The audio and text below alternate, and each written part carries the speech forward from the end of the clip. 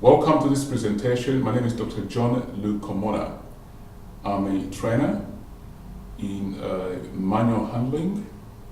I'm a trainer in common induction standards for health and social care, and an assessor in the same field. I've been doing this for many years, and I want to make this resource so that people can, those who come on our programs and our partners can actually have this resource as a backup to what they've learned in the classroom, or they can use it as an instructive or material for online learning or for personal learning, even for tutors who are part of our system, and or as the case might be, can use it to back up their tuition for their candidates.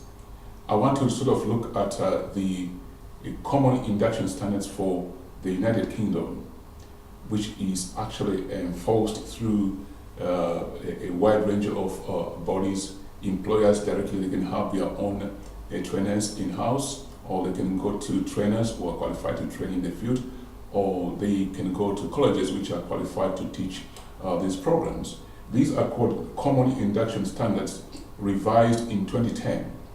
And we have certain websites which we use to download the information which is available in the public domain.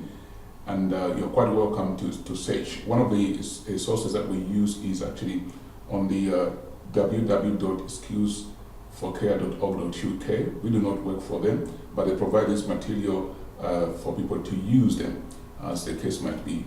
Now, I'm aware that many people actually are able to sort of relate to the care industry in one way or another.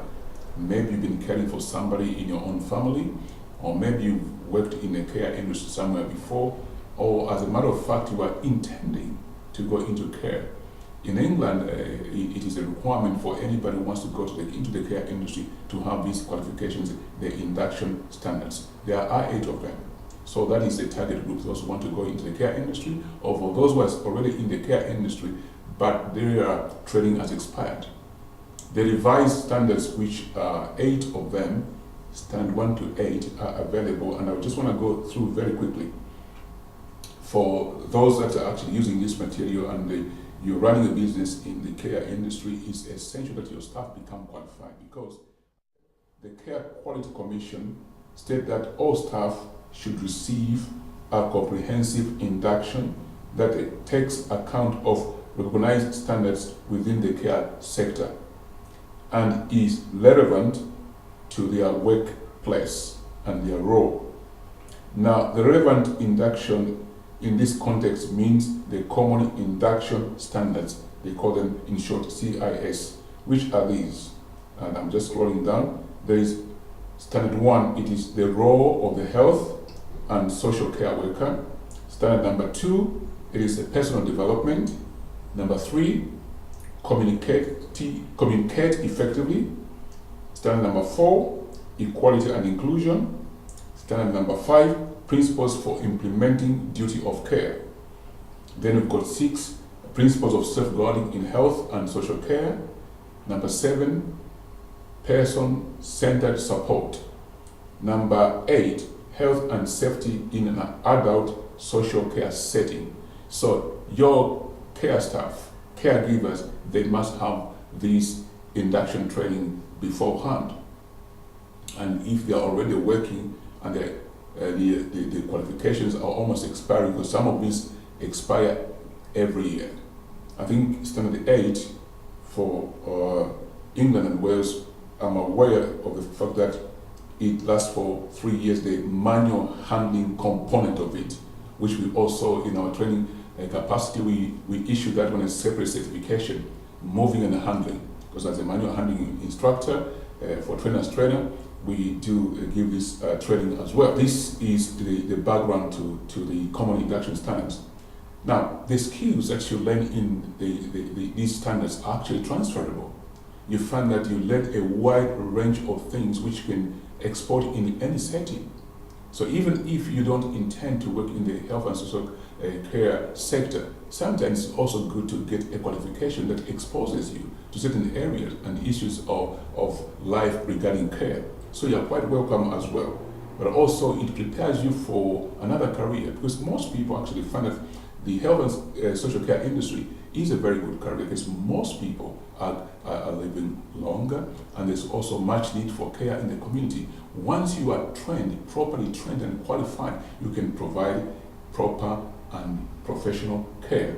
The benefits are that you do your job very well, and the service user also receives a very good or excellent care, for which they just to continue on the common introduction standards, they are actually mapped to the QCF Health and Social Care Diploma in England.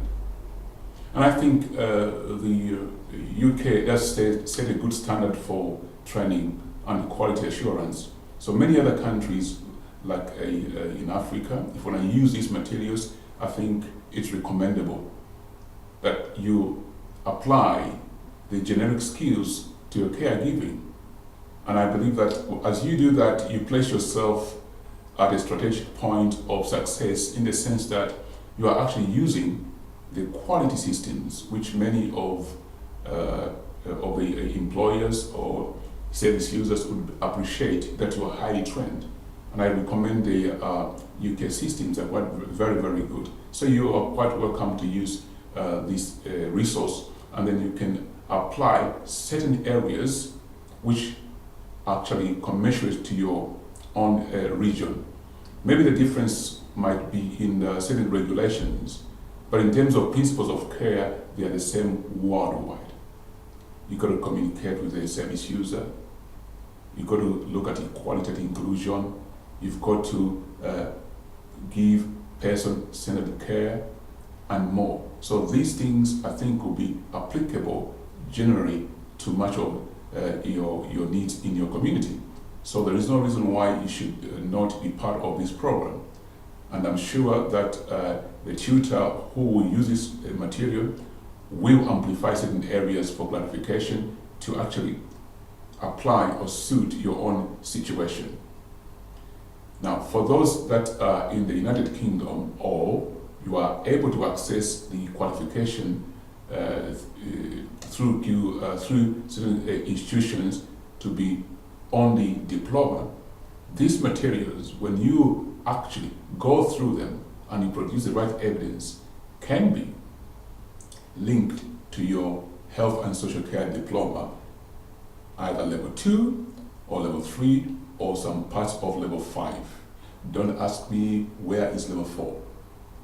Level 4 doesn't exist anymore. It used to be there when the NVQs were alive in the health and social care industry, but since I think December 31st of 2012, the QCF system came into being, and there is no more level 4. Rejoice, and I trust that you're going to enjoy using this resource.